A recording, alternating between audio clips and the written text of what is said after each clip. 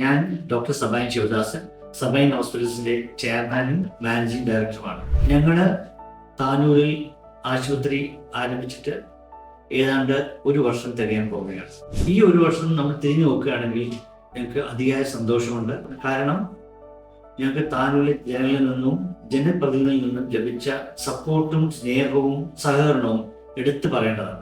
അതുപോലെ തന്നെ സ്ത്രീകളുടെയും കുട്ടികളുടെയും ആരോഗ്യ ചികിത്സാ രംഗത്ത് ഞങ്ങൾക്ക് പറ്റുന്നത്ര രീതിയിൽ നല്ലൊരു ചികിത്സ കാഴ്ചവെച്ചിട്ടുമുണ്ട് എന്നാണ് എൻ്റെ വിശ്വാസം. ഈ ഒരു വർഷം തികയുന്ന വേളയിൽ നമുക്ക് നമ്മുടേതായ ഒരു IVF ലാബും IVF തിയേറ്ററും പ്രവർത്തനം ആരംഭിക്കുകയാണ്.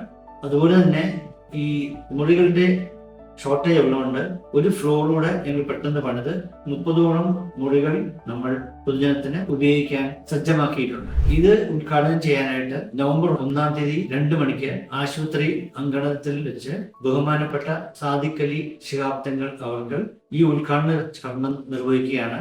ഈ ചടങ്ങിലേക്ക് ഞാൻ ഏവരെയും സ്വാഗതം ചെയ്യും.